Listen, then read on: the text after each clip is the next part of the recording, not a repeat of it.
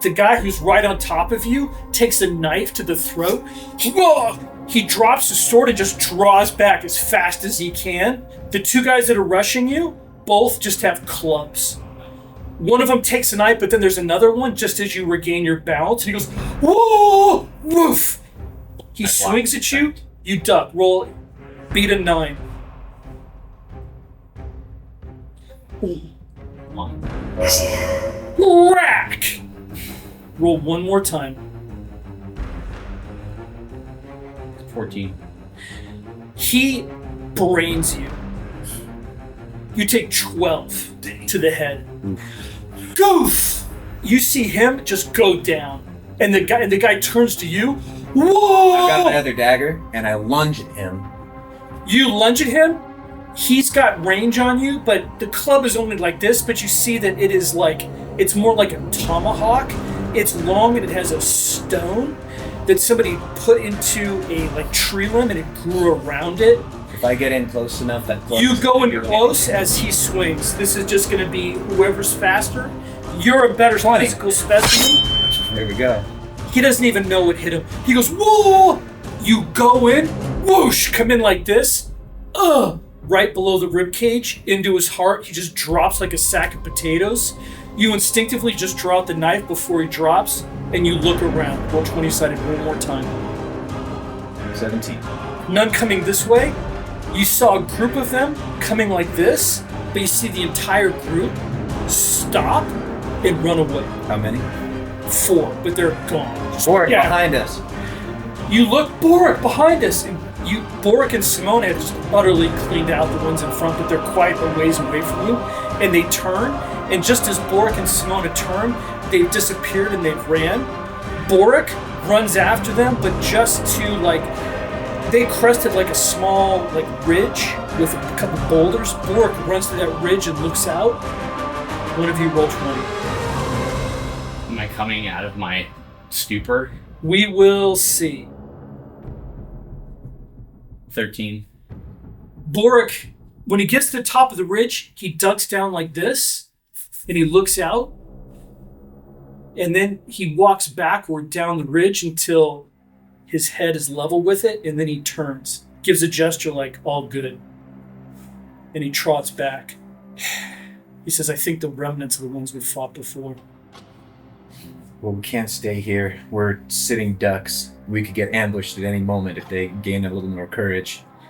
Those archers almost did us in. Roll 20.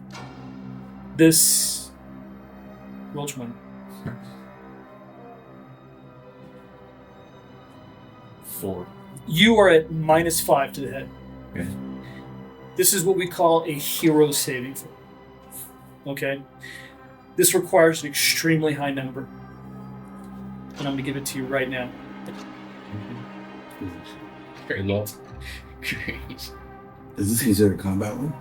Technically, this is not a combat room. It's a 9. He's down, and he is unmoving. Well, we have to get to the horses. We've got to outrun these guys.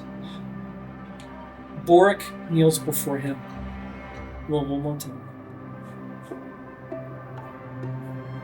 It's time for you guys. 14. If we move, he's done. He's probably done now. Boric shrugs. He says, let's go. I turn to Zane, and I just start praying. I say, Kæri heiðumaður, gefðu okkur styrk í beinum og hraða á fótum svo að á þetta borð megum við leggja þetta kjöt. Amen. Fate. You see his eyes kind of click open. Roll 20-sided. 18. When he prays over you, your eyes open. In fact, you have been aware this whole time. You've heard all of this, and when Boric said he's done, you're like, bastard son. He prays, and all of a sudden, somebody pushes him away. And you see Boudica.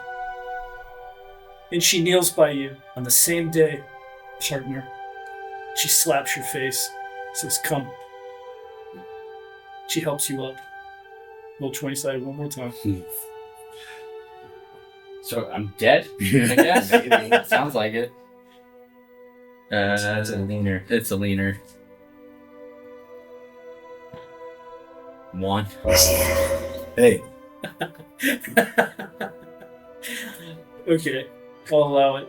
What does that give me? Reroll. Reroll.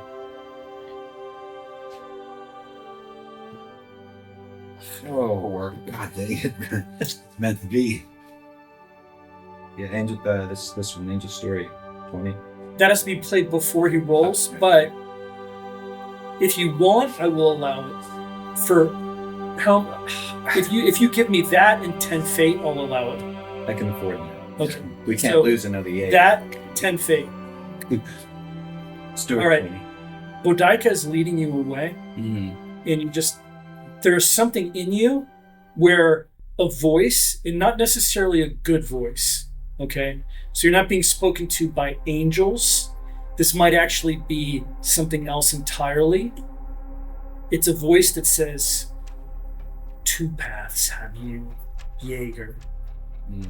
Go with your partner or stay. But if you stay, there's a price to pay. And you hear that just plain as day.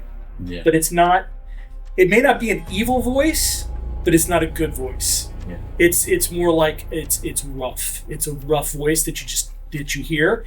And Boudica looks at you because you've stopped. Yeah. She's like, come. I'm gonna take my hand away. She looks at you and she shrugs. Our journey is not together now. She nods and she says, I will leave you to your fate. I go to my ancestors. And she trots off. And all of a sudden, your eyes close and there's darkness. You have left him. Roll 20-sided one more time. 18. You have gotten to the escarpment, and there is quiet. Simona is no longer questioning Lana. You guys are kind of on alert, but Lana's sort of talking. She says, how many of you are going to die, I think? All of you? Some of you? 1 more? 2 more?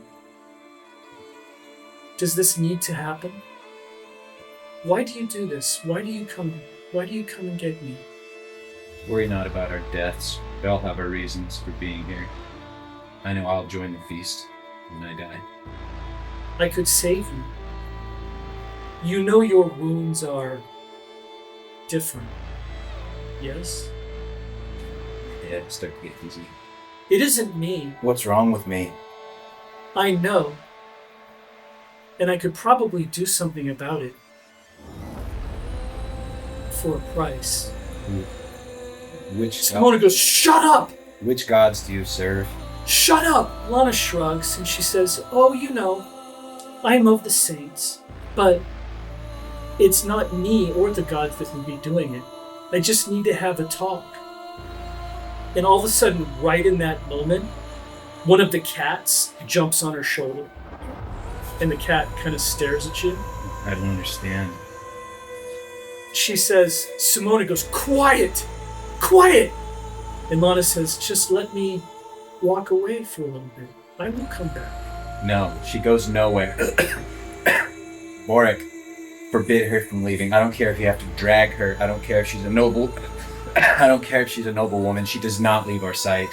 Boric looks at you and he says, she is a first daughter. And then Boric looks at Simona. Okay, Boric is afraid of nothing. This guy is a slayer.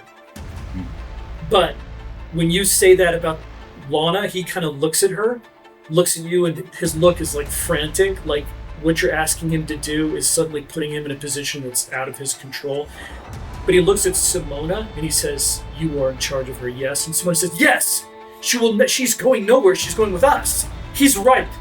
No one listen to her. Lana, you be quiet now. I don't know what's wrong with you, but you're 15. You're 15. I remember when I was 15, you know nothing.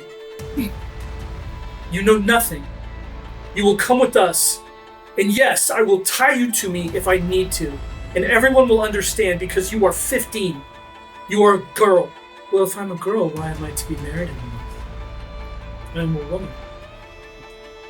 You are a young woman, and you will be quiet. and you walk on, and you come to the ropes. This is an important roll 20 sided. 19. The ropes are there. However, it has begun to rain, and the sky is dark. I mean, dark. It is a winter storm in late spring. Not right. In fact, it's not even rain, it's almost sleet. It's getting cold. And you guys begin to climb up. Lana is bitching the whole way, and she doesn't really have the arm strength for it, but you work it out. You tie the rope, you pull that rope up. This happens, that happens. This person goes up first. It's a mess, but you all make it to the top. This is when things get interesting. Roll 20 sided. 20. Oh, I didn't want that there. You get to the top, and your horses are not there, and you see all kinds of tracks that were not there before, like there was a tussle. And you're like, oh no. So I go over to the tracks and I start to inspect. My vision's blurry, but I can trust my senses, and I paw at the ground, sniff it, taste it. Can I tell who it is or what they were? I'm not even going to give you a roll because of who you are. It's the bandits. Bandits. Definitely the bandits. Good. However, you know that they did not lead off your horses. Your horses fought a little bit and then galloped off. Okay. All in different directions. And just instinctively, you whistle. You're like, I don't like to make this much noise, but you whistle and you just listen and you hear them coming back. And you're like, Thank the gods. roll 20 sided one more time. This may have saved your life. 12. They return. And that's the good news. The bad news is it is sleeting and snowing and it is dark. I mean, like almost like it's nighttime, but it's day. And you're heading into afternoon. The signal fires, how far away are we from them? They were in the mountains. Now, where the witch was in the foothills of the mountains. Okay. So those were pretty big fires to see where you were. So whatever, if those were signal fires and they were signaling the things in the mountains, it would still be coming, you think, unless it's moving really fast. So, by the horse, I had this particular tribe of Jaegers have a language of their own, and a collection of bird calls and whistles and long-range speech. So I pull out a whistle that is very high-pitched, so it can sound above the high frequency of the wind, and I just blow into it and wait and listen for a response if I hear anything. You do so. Roll 20 sided. 6. You do, and you turn off to one side. You see Dante, and he's got his little kit out, and he's doing his things with the mercury, and he's just kind of in his own little world. And Boric is looking over. Simone is looking over. Lana laughs. Dante looks up and he kind of nods. Interesting. It's all gone. I don't know why. It shouldn't be gone, but it's gone. What's going, Dante? Maybe it's not her. And he turns to Lana. He says, maybe it's not her. It should be, but it's not. It's not her. And Lana nods. She says, yeah, it's not me. He's right. It's not me. I don't know what you guys are talking about, but we're in bad shape. We need to keep moving. Dante. Roll 20 sided. You said, where am I? Am I still back? Roll 20 sided. Oh yeah, they left you behind. I like twos. 8. Your eyes snap open, and there is someone sitting cross-legged right in front of you. You're on your side. Your eyes have snapped open. There's someone cross-legged right there. There's no strength in your body. And there's a horrible smell in your nostrils. And when I mean horrible smell, I mean something that could rouse the dead. And there is a beautiful woman sitting cross-legged, and you recognize her. She is the woman from the cottage. Oh, shit. And there's cats. There's a cat in her lap. There's cat on this shoulder, a cat on this shoulder. Meow, meow. I still have my sword in my hand. You could not lift your sword. You could not reach for a knife full level money. So I'm just flat on the ground, can't move. You are flat on the ground, can't move. You should be dead, but for some reason right now you are not. Okay. And you see the witch has all kinds, like there's a little blanket in front of her, and all sorts of little vials and pouches are on the blanket. She's probably been here a while. It's raining on you. It is not raining on her. It is not raining on the blanket. You are awake. You meet again. You try to speak and you cannot. And she smiles. And she says, you have a choice.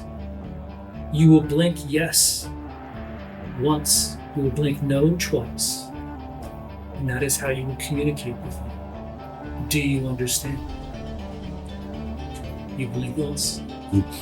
I can help you. You will live. But you will swear an oath to me. Do you understand? You will serve me. You will not thwart me. You will help me. You will aid me. And I promise this in return. I will not thwart the desires of the Jaegers of Meikos directly. I will not act against Meikos directly. I will do nothing that will dishonor you, but you will serve me. Do you understand? Okay. I'm going to back up for a second. We're going to talk about oaths. Okay? What I'm about to say carries across all scenarios. Okay? An oath is a very sacred thing. If you break an oath, it has consequences to you, your line, your people, and the world. Okay. Like oath breakers have brought about tremendous evil. Okay? No oath is ever sworn casually. If somebody asks you to swear an oath, you just say no automatically. Right? Because you know that you don't want your mother slipping and breaking her neck if you break your oath. If you swear an oath, it's the most serious thing that you can do. And it maybe brings you power to swear that oath, to achieve the ends of the oath. But it is, think about the Tolkien oath. Like when the elves swore to get the Cimmerals back and had to fight the devil to do it, and they all died and brought tragedy to the world. Okay, that is the power of an oath. So when someone even says the word oath, it is dire. Right? Yeah. And she has asked you to swear an oath of allegiance to her, and in return she does not work directly against Meikos. But you are swearing an oath, which means if you break that oath, you could be bringing doom upon Meikos and the Jaegers. And there would be massive consequences that would just reverberate. Yeah, but I'm basically paralyzed and can't move. So what she's saying is, if you come back, you are beholden. Yeah. Okay? Supernaturally beholden to her. To her. Do you understand? Okay. And that is implicit. And she says, you will choose now. Do you swear an oath to me, now and forevermore, to serve me, knowing that I will not dishonor you, nor the Jaegers, nor Meikos? You will blink once if yes and twice if no. Once means life, twice means death.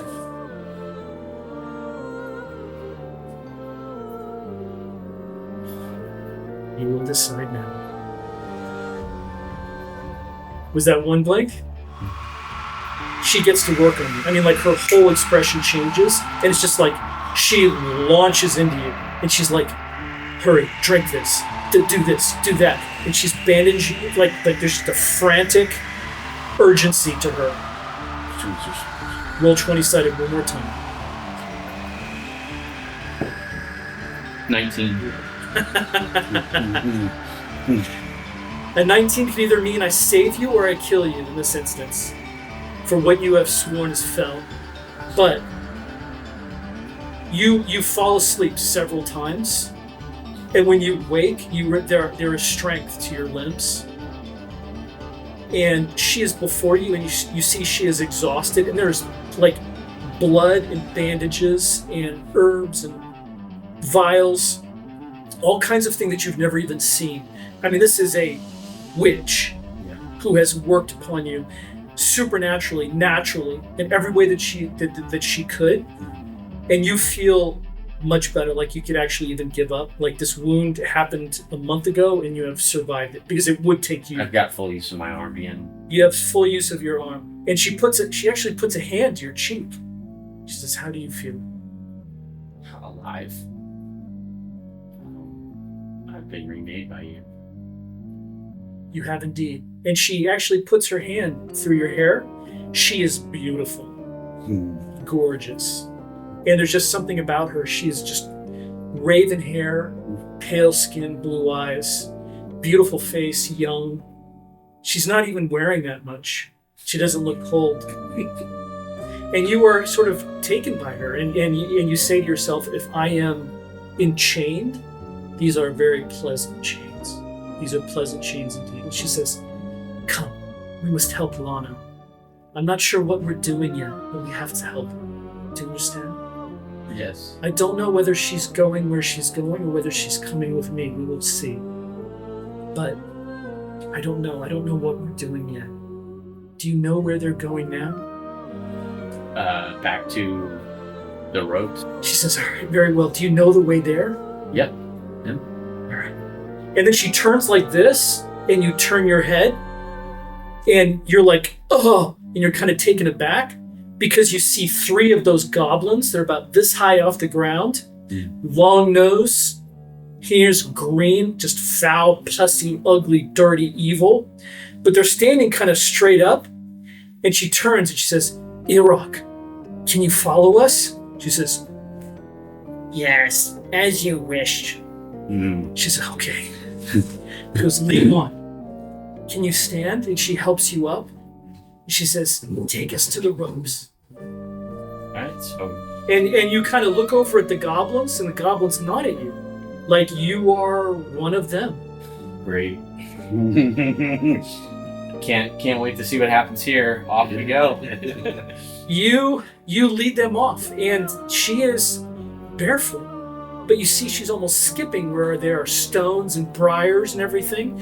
And you lead her off to the ropes, and the goblins, they nod at you, but then they split off and you don't see them anymore. But something tells you there's maybe a lot more of them. But you don't know where they are. It's just you and her, and she's kind of walking. She's almost childlike in a way. She says, oh, if we had time, I would pick those. Are you hungry? Here. And she hands you an apple, and you eat. And it's very strange what has happened, and you're not quite sure how you feel about all of this. Yeah. But you lead her to the ropes. Roll 20-sided. 16. Roll 20. Got it. You arrive at the signal fire, and it's almost at the same time as everyone else. You see a huge bonfire of... It's a Jaeger fire, so what they do is, obviously, they have protected this from the elements, but they've added certain chemicals to make sure that the smoke is a certain way. And there is a Jaeger standing in front of the fire, and he sees you, and he's a little bit shocked, and actually he takes out his bow when he sees you. But then you hear off to one side, movement, and you see Jaegers moving into the clearing, and knights. And you're like, okay, this is interesting, and you guys you're all in different tabards and insignia, and everyone kind of looks at you, and you see the mayor of the palace of Karen, and with him is 20 knights, 20 Jaegers. You see him, you see his man, the Jew mercenary, and you see the courtier, and you see the chief of the Jaegers. And all of you kind of arrive at once, and you are a little outnumbered. In fact, 4-1, and you just say, oh, here we are. Now, the mayor of the palace outranks you. And he kind of looks at you and he says, well, cousin, what do we have here? And your Jaeger steps forward, he says, and he just makes a gesture like they're all right. And Vilnor sees that, and then he turns back to you. And he says, cousin! And he rides right up to you. And he takes off a glove, and he offers his hand. Yeah, without hesitation, I take my glove off and shake his hand. You look well. I am very well indeed. I am here to preserve the safety and the honor of your sister. That is good to hear. We were hoping for as much. You have run across her then already? We search. And Vilnor actually turns to the Jaeger who lit the beacon. And he says, your name is Sig, yes? And the Jaeger bows and says, yes, my lord. Speak. And Sig, he stands and then he looks at you. And he looks at you like, are you sure you wish me to speak? And Vilnor says, report. As you wish, my lord. Myself and my second, Tark, we were at our guard, and there was a small party of outlanders from Meikos, and they said they were searching for the first daughter, Lana, who had run off with a young knight.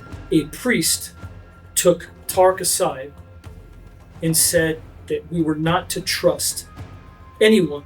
And then he sees the father, and he goes, Father, presumably you have said to them what you have told us. And the father says, yes. You are not to trust anyone in their party. None of them. And Sig nods. He says, he told us not to trust anyone in the party. I must back up.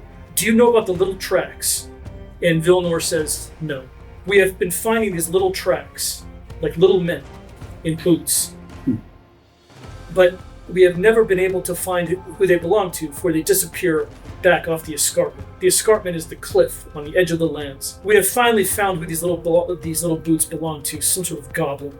And Vilnor kind of snorts. He says, my lord, honestly, we fought them. We fought the goblins. And midway through the fight, Tark, he ordered me to light the fire. And I ran off. I wanted to stay in the fight. He ordered me to light the fire. I ran to this beacon, I lit the fire, and here we are. I can tell you that Tark is in need. He was in battle with goblins, with the men from Meikos. Of Lana and this young lord, I know nothing. And Vilnor he looks at you, and he says, move out, now! And the Jaegers burst off. And Vilnor spurs his horse. Vilnor turns to you, and he says, Lothric, we have much to talk about, but not now. Not now. We saved Lana. We saved your party, yes? Well, she is safe indeed. We have much to speak of, but until then, we are united in purpose. Both of us together. United, yes? Indeed. Very well. And he nods. Now, this is like, what he's asking for is a noble's gentleman agreement. Right. So this is like, in effect, it would be really, you wouldn't even think of violating this. Right. Okay, so it's basically you two are in accord as brothers until you've straightened this whole thing. Okay, which is good and bad, but it means that he is on your quest. And you are with him, and you're not quite sure what to make of all of this, but you have the mayor of the palace of Karen, Right. plus you have Lana's brother and her men, and they seem to be united in purpose to getting them back. It has started to rain. Not only that, it started to sleet. And as you go further, roll 20-sided, the two of you. 19. 4. You notice something. You do not. The Jaegers who have spread out, they are talking amongst each other with really concerned looks on their face. You're not quite sure why, but they are pointing and talking in low tones. They're not even reporting back to Vilnor. And as you continue, things are getting a little rough. And what I mean by that is, like, there is briars and undergrowth and gnarled, like, this part of the forest looks totally different, and it's now sleeting really bad. I mean, it's wicked cold. The wind is blowing. It is to the point where you are just in absolute misery. And the horse doesn't even want to go because of all these just, it is absolutely miserable weather, but the going is hard. And you look over at Garuda, and Garuda is almost, you see him making motions, and he only does this like it's superstitious, like he's warding against evil. And you see that he is very concerned, and you just kind of steel yourself because you're absolutely miserable. Where is he in relation to where I am in this caravan? He is side by side with Vilnor, and you're on the other side of Vilnor with sort of the father. And actually, when the father sees you, he engages with you. Okay. The talk is sort of, when you get really miserable and cold, everybody kind of stops talking. Yeah. It's just everybody just sort of is steeling themselves. And you're at that point where you're just like, I'm just trying to survive this. Your teeth are chattering. You're in absolute misery, and you're just trying to put one foot in front of the other. God help you if you get ambushed right now. I get closer to Vilnor, and I pull down the whatever I have covering my face, obviously in this cold sunset. My lord, do you not see this? The men, they are frightened. Even Garuda. Something is wrong. Even your Jaegers. Thorn! You see the chief of the Jaegers runs up, and he nods his head, and you see Thorn looks like he just doesn't want to talk to him. And Vilnor says, "Report, what is going on?"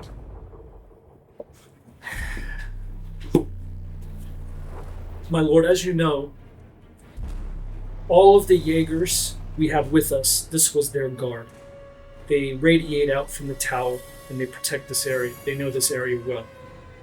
Yes? None of this is supposed to be here. All of this undergrowth, this was not here. This weather should not be. What do you mean, this was not here? All of this is years old. And it looks old growth. It says, none of this was here, my lord. None of it. These trees, you see how gnarled these trees, none of this should be. This should not be here. It is like, we know where we are going, but we are traveling through new land. And Vilnor says, we are lost. And Thorn bristles, and he says, perhaps, my lord? And Vilnor kind of shakes his head and he says, unfornicate this trip at once. And Thorn, he nods and he trots off. But the thing is that you get the impression, being who you are, you're not lost. And that... It's just different. It's just different. And you kind of think about this, and something very strange happens. Roll 20-sided one more time. Oh. So appropriate. Yeah. Angel story reroll. That's my last I'll one. buy it off you for 10. If you don't do that, I'll give you 10. And that makes up for what I stole from you before. Okay, let's make it interesting. No. I'll take that. Good luck. You are riding, and all of a sudden you see a tree. And the reason why you see a tree is because the tree is staring at you. And you're like, in the heartbeat, it takes your mind to say, trees don't have eyes and they don't stare at me. The tree slaps you across the face with its branches. Roll 20-sided one more time. And I'm just oblivious. 17. And you're like, oh, because it, like, I don't know if you've ever had branches across your face, but you're like this, and you turn to the tree and you almost want to draw your weapon, and all of a sudden it's just a tree. And you're like, my imagination has run away with me. And you continue staring at it because it was just so real, and you're expecting the tree to kind of peek out at you, like, ha ha ha ha, no one else saw that I have eyes. The eyes do not reappear. And Garuda looks at you with the face like, you see it too now, don't you? And he has a barbarian superstition, but there's a part of you that thinks that maybe this time he's right. Usually he's not. He's just superstitious, but you kind of feel it too. I think I my water skin go from out me. The drink go back and look back at him. I sort of give him the nod. He says something to you in Jew. He says, the others, now or later, come. And you know what he means by the others. And when you say nothing, he just turns and looks out. Like he knows that if the answer to that is yes, that you will say something. And he just turns right back. Roll 20 sided. 17. You are a little concerned. You have no idea where this mayor of the palace stands or what he wants. But right now he seems to be on the right path. And he seems to know where Lana is. And he seems to know where Lana is. You are all being led by Sig, and Sig is taking you off. This is a miserable trip, but you do get to where you're going. And the Jaegers, they all cluster, and Vilnor, Thorn, they all go over to an area. Unfortunately, it is sleeting, so I'm sure that you get over there, your men, Vizio, Athene, and you see a place where the tracks are so obvious that even sleet over a couple of hours has not gotten rid of them. And you know that a battle has taken place, but that's all you can tell. But you do see little boot prints. As a matter of fact, roll 20 sided. Both of us? Yeah, both of you can roll.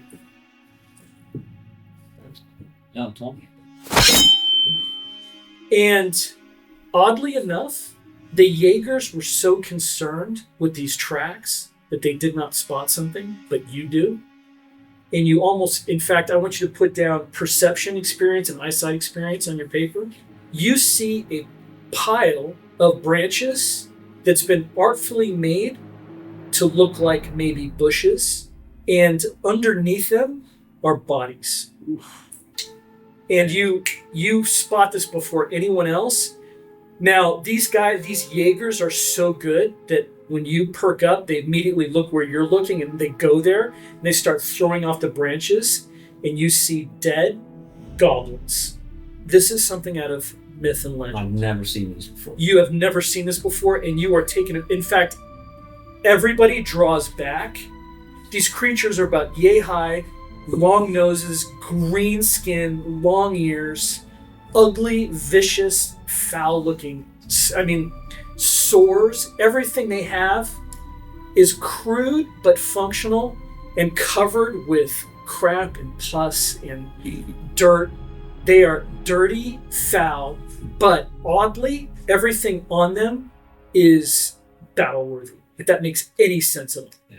I come over with my the rag that I have that's a perfume for scent. I come over and I look at them. I take out my book, start like sketching what they look like.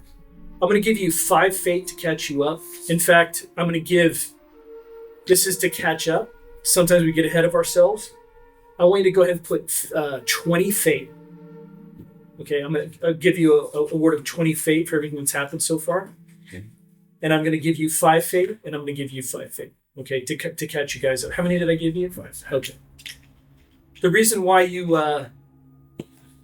I like stuff like what you're doing. Keep this up. This is good.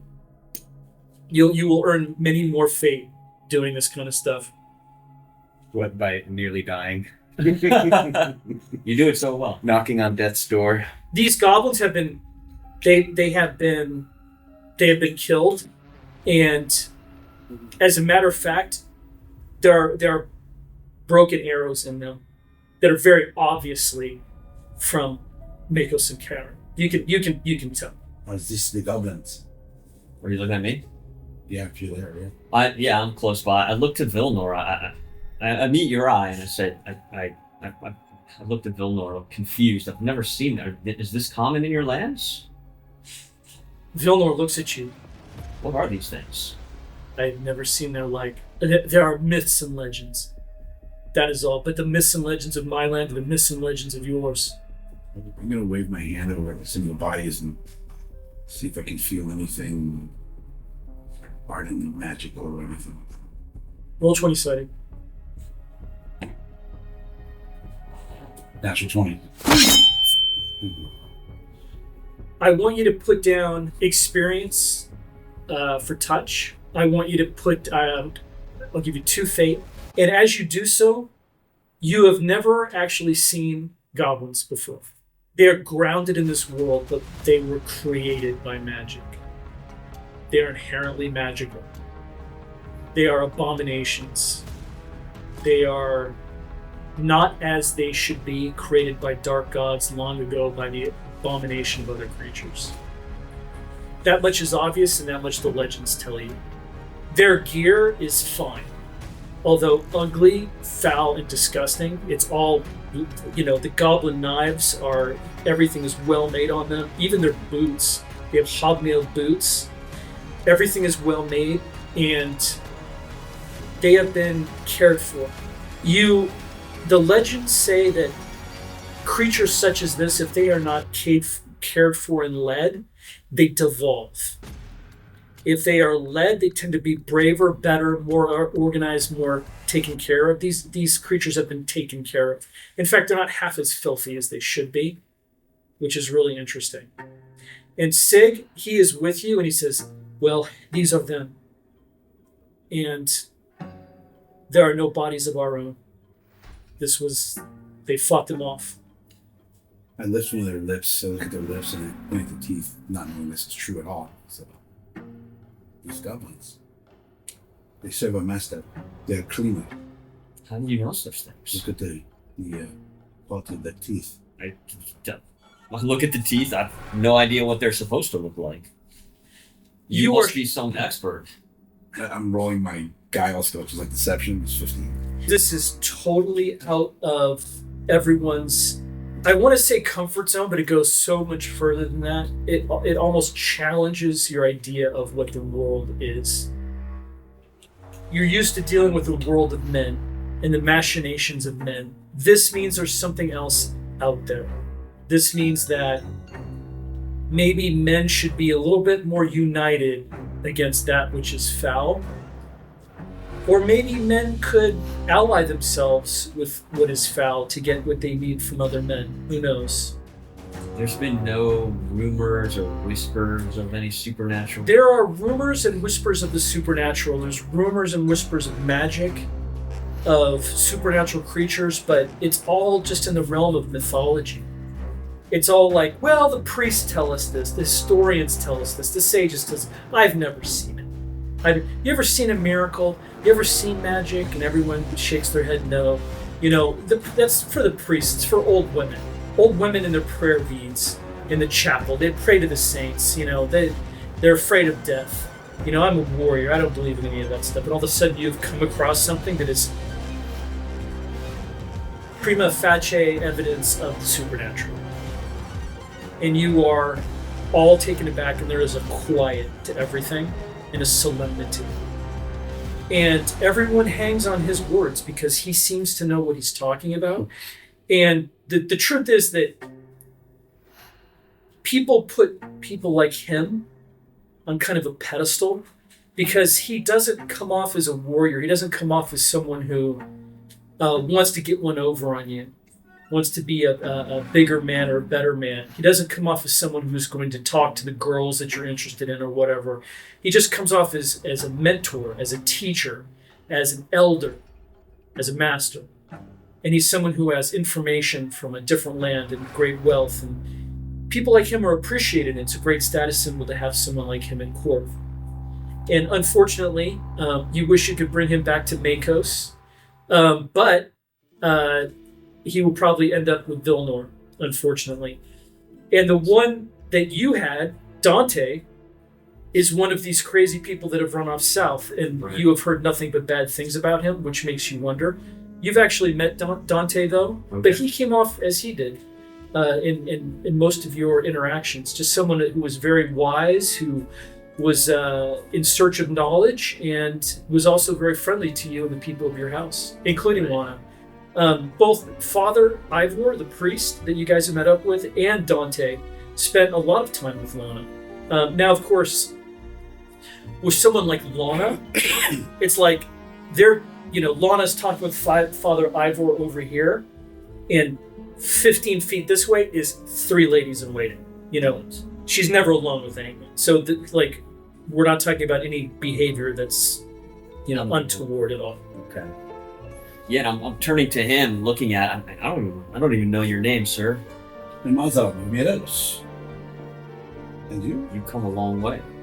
Your name? Daughter of Meikos. A pleasure. Pleasure to meet you. Yes. You were telling me, what is the significance of clean teeth on these beasts? I don't understand. The food they're eating, probably hot. They're probably having a place to sleep, place to take care of themselves. Well, servants or mercenaries or... Well, maybe a cave, maybe who knows what, but they certainly have a master that tells them what to do and has some stake in their well-being. Vilnor pipes up. He says, what sort of being would lead these creatures? What are we getting ourselves into here? Okay, well, arcane lore to see if I know anything else. That might, 16? They serve evil. Hmm. And there are evil gods. Ah. And there is people who use the evil, powerful evil, that's usually magic or affiliated with evil magic. Anyway, so I look at the goblins and I say, these are creatures derived from evil magic. Magic that is subservient to gods that are evil, that are connected to an evil network of people that touch the weave to pull darkness either way. It's not good. Foot soldiers and some divine army or sorceress evil presence? Could be some dark being. I need one of you to roll 20-sided. This is very important. I looked at 19. Ilvor and said, your lands might be in more trouble than you realize. Okay, Garuda has stayed behind. He did not hear this, which is good. A couple of the rangers they listen to this, but it's the senior guys, and they kind of look at each other and then look at the other rangers. And Vilnor answers the unanswered question, which is, tell no one of this. And then he looks at you, and he says, this is just between us. Of course I look. Men are men, and if they think they face things such as you say, we will quickly find ourselves alone, regardless of binds of honor. People are mistrustful of that which they do not understand. Yes? Mm. Fate. Roll 20-sided. 15. You are on horseback, but you realize that you, at the very least, you're going to have to walk the horses because you've encountered what they have encountered. It is sleeting. It is cold. Lana is turning blue. She's just a wayfish thing. So one of you is going to have to sacrifice your cloak, probably for her. She is just dressed in clothing. And actually, Simona does it. Simona puts her cloak around Lana, and Simona is just soaked to the bone. They are miserable and useless. Dante is there, Boric is there, but you guys have encountered the brambles. This is nothing that you encountered on the way here, which really kind of worries you, which means that, well, it means to you what it means. But you are having you're almost having to hack your way through it. You have slowed to a crawl. And actually, Dante comes up to you as Boric takes over hacking, and he says, how much further do we have to go, do you think? These branches, these brambles, they're not native to this land, well, at least not these parts. These grow in the forests of Maratha. Their presence here is a bad omen indeed. I know this road well. It's only, a few hours ride, if I were well. But in this condition, in this weather, it could take us all day to get through here. Dante says, Boric, I need some kind of tent. And And Boric stops what he's doing and kind of looks at him and grits his teeth. And actually, Boric takes off his cloak and tries to run it across the brambles and gives Dante a little place to work. And Dante takes out his kit and he starts to work on it. And you kind of look at him and grit your teeth. Everybody else does too. Simona's like, what is that? Why do you keep doing that? What is that? And he doesn't even answer. He just keeps doing it. So I come down off my horse and kind of limp over to him. Dante, we need to have a word. He says, yes. You're tracking something. What is that? How does it work? It's types of magic. But I'm not allowed to say too much more than that. Dante, I don't think you understand the position you're in right Here is ash ice. We used to be following it, but it's gone. That was Verdantis. We used to be following that, but it's gone too. But now there's Verdantis all around us. It's like a spell has been cast. What are you tracking, Dante? He puts the alchemical. He says, well, I just told you, magic. But it's gone. And then Boric kind of looks at you and he understands, but he makes a gesture like, don't make me go there with you. Dante, we need to have a talk. And Dante's doing his thing, and Boric actually steps between you, and he gives you this. Like, no. You need to understand something about the lands of Karen and the way the Jaegers work. I don't know which gods you serve, but I know which gods I serve. We have this noble woman with us. We have to hand her over when we meet when we meet the Duke. And he's going to ask questions. And if you remember, you came into this land without papers. My allegiance is to my lord. So I need you to work with me here. We need to know what we're up against. This seems supernatural, these branches, these brambles. I've not seen anything like this in the land of Karen. Dante thinks on it, and he has this gesture that he does, just like this. There's not a lot I can talk about, but what you're asking me, I don't know too much more than you do. So I don't really know much. I don't know what we're up against.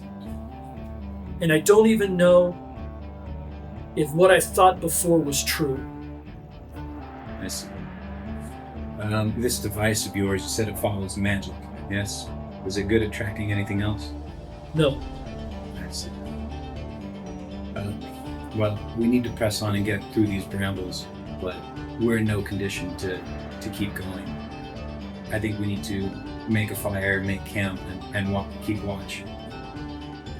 Dante nods, and Boric says, I'm presuming you have tents and such, yes? We have lean-tos and things sufficient for a Jaeger. Let's make a fire, a big one. And he starts to chop dry, dead branches from the trees. Can't really use the stuff that's on the ground. Roll 20-sided. 19. You actually come to the ropes, and you are with Alondra, and it's strange because it's raining everywhere. It's sleeting, and but really you've been spared from it. It's all around you, but it's not really where you are. Mm-hmm. Which is you don't know what gods to really thank for that. And you're especially glad for Alondra because she would have been soaked to the bone. She's not really dressed for this sort of thing. And you get to the ropes and you both climb up. And her attitude has just been the same throughout, but now it kind of changes. And she says, we are getting closer. I need you to report on what's going on and what they intend to do. Can you go see them and come back? Yeah, I can do that. Very well. You come to that little area where the horses were, and your horse is not there. And she says, it will be easy for you to catch up. Do you see where they went? And you look, and it's very obvious because you see all sorts of brambles and underbrush that you didn't see before, and they've hacked a trail through it. And you realize it will be really easy for you to catch up because there is a trail that they have hacked through it. And she goes, "Go now, come quickly and come back. Okay. I may not be here when you return, but I will be close. Just whistle for me. If you are alone, I will come." All right. And she hands you a cat. Thanks. And you hold the cat, and the cat kind of just climbs behind your neck and just waits there. And you trot off, and you run off with this cat, which is sort of, I sneeze in my allergies. fate. And you catch up. And you see them making camp, and when you come, you see Simona first, and she looks at you like she's seen a ghost. And then Lana looks at you, and she goes, and kind of guffaws. You see him. Ah! Boric sees him. Dante sees him. And Boric just looks sheet white. Says, "You were dead. I would not have left you behind if I knew you were alive." It's all right. So Zane, and I reach out to him and I withdraw my hand. "We left you for dead." Yes, and I was practically dead. And I reach up and touch him. "This can't be." And then I see the cat and His wound is actually bandaged, expertly bandaged, and the blood has been taken out of his hair. And he has done you'd know that he is world class, and he has evidently cleaned himself up and bandaged himself, and he looks good. He looks good. You have no idea. Odd things happen. Can you explain what happened, Zane? Please. I had a vision. I saw Borica. She tried to take me to a new realm, a new place, but I let go of her hand. God's really favored you this day, brother. I cannot believe what I'm witnessing. Never in my life have I seen such a miracle. But what's with the cat? We saw some outside that witch's hut. Don't tell me. You're not in... You didn't do something you would regret, did you? I'm alive, aren't I? There's some fates worse than death, brother. Lord Toril steps forward. He says, "I'm glad you're back." And he hands you some food. Thank you. I take the food. Still, a Jaeger is a Jaeger, and we're happy to have you again with us. These brambles, we can't get through them. We're resting and recovering. I'm so glad you're back. We really could use your help. I'm ready to pitch in and get out of these brambles. I've got my short sword. Can I help cutting the brambles with the sword? You can do whatever you want. If you do anything untoward, like stuff that I wouldn't think of, you need to tell me. But you chip in, start to help. Yeah. And Lord Toril just keeps talking. Lord Toril has it in his mind that he's going to stay in Karen. It's like, I have to stay in Karen. They'll hang me in Meikos. They won't understand. Will they let me stay in Karen? What will they do? And Simona is just in her own little world. She's freezing. Lana is just holding the cloak and just watching. And she smiles at you. Like every time you catch her eyes, she smiles at you. Just bright, and that's odd because she has been totally indifferent to your presence the entire time. Maybe she can tell something's changed, or you don't know. Maybe it's the cat. Yeah. It is, girls like cats. I'm going to let you guys roll. Is there anything you do that I need to know about?